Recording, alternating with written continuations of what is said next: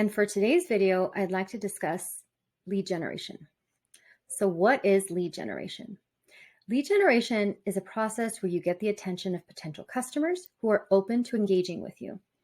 Any organization must have some lead generation process, yet many organizations find it time-consuming and tedious and do not put enough effort in this area.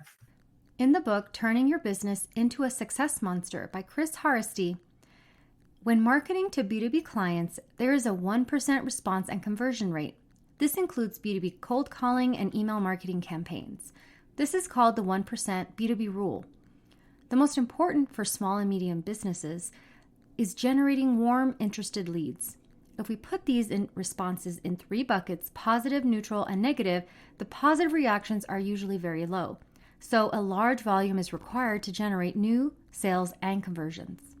So let's talk about some well-known lead generation methods: cold calling, physical mail, and networking.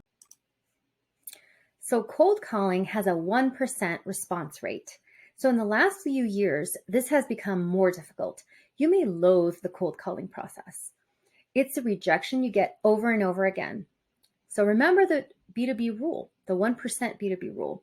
With the high volume required, you may not get the right number of calls to have effective results. So how difficult is it to get connected to the decision makers? You were blocked by voicemail or executive assistants. There are a ton of calls coming in from low quality call centers all over the world. So cold calling is what you may call a high effort, low value strategy. So there are steps you should follow with cold calling. Introduce yourself and your company, ask questions, ask them about their interests and pains. So also provide solutions. How will you meet their needs? So sending physical mail is familiar. It's simple, it's affordable, it can be more effective if there's a special offer or a call to action for the recipient. Think of ways you can be creative or educational. If you're going to use this method, then it's a good idea to test on a small sample and fine-tune as you go. Networking. So networking is a classic B2B form of marketing. However, it is slow, it builds time to build those necessary relationships. And what is your return on investment? Based on time and resources, not good. So much newer and increasing more common ways of marketing include social media, webinars, and search engine optimization, or SEO. Let's look at webinars first. Webinars are an effective tool to prove your expertise. You have to ensure you are prepared, but can work really well for you. The key to promoting your webinar is to ensure it is titled with SEO in mind. So you need to choose a webinar platform like Zoom or others, very similar. Landing pages are necessary as well. Consider MailerLite or Eventbrite. So use social media ads and newsletters to advertise your webinar. How do you prepare for a webinar? So make sure you rehearse. It seems obvious, but when you rehearse, the better you are at presenting and ready for, to pivot when provoked by participant questions, because they will always steer you in very different directions. So it's good to practice. Therefore, you know your presentation in and out, and you'll execute it flawlessly. And you'll be able to get right back on track. So consider having a partner with you to keep track of the comments and any technical issues participants may have. Social media is another one. So you can advertise promotions to your followers directly on social media platforms. The good thing about these is that these methods and campaigns can be tracked and evaluated through analytics. So do you know which media platform works better for generating B2B leads? Is it Facebook, LinkedIn, or Twitter? Most consider visibility as the advertising component of B2B marketing. So you will be visible if you can prove authority and credibility.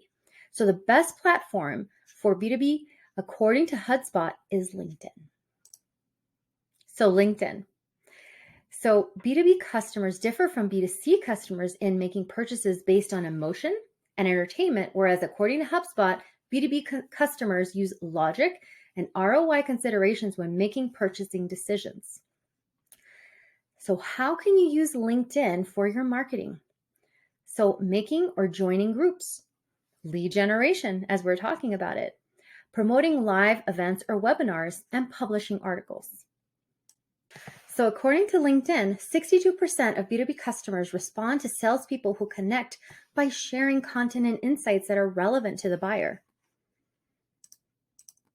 For SaaS companies, TK Cater in his SaaS Marketing 101 said, the first pillar of marketing a SaaS company is direct response in ads. This way you're nurturing your leads, you ask visitors to add their emails to your email list, and it's very important to grow this list. Rule of 7. People need to hear or see your brand 7 times before taking action. So the other thing, the second pillar he mentioned was content marketing. So put educational content to drive, to generate leads, and to get viewers connected to your products or sales. So the third one is referral marketing. You may consider that cold emails are more tailored and personalized, while spam emails have a generic message sent to a mass audience. Spam filters block most cold emails, and most cold emails are ignored before reading. But if the email subject line aligns with the business' current priorities, the recipient will most likely open it. Here's a great PAS email template. Hi, John Brown. Is your ABC company struggling with finding the right clients? It's a tough issue to overcome and something most tech companies are struggling with right now, and it can cost 20% of the revenue without a sound strategy. Our lead generation products help you avoid this by locating clients from anywhere in the world. I'd love to show you more. Are you open to a call next week? I'd love to send you this if you DM me. Let's wrap it up, right? Okay, so what did we learn? We learned that lead generation and B2B marketing strategies include using social media through LinkedIn. Make your cold emails or any emails personalized and tailored to the recipient, and demonstrate authority and credibility. So thank you so much, and I'll see you next time.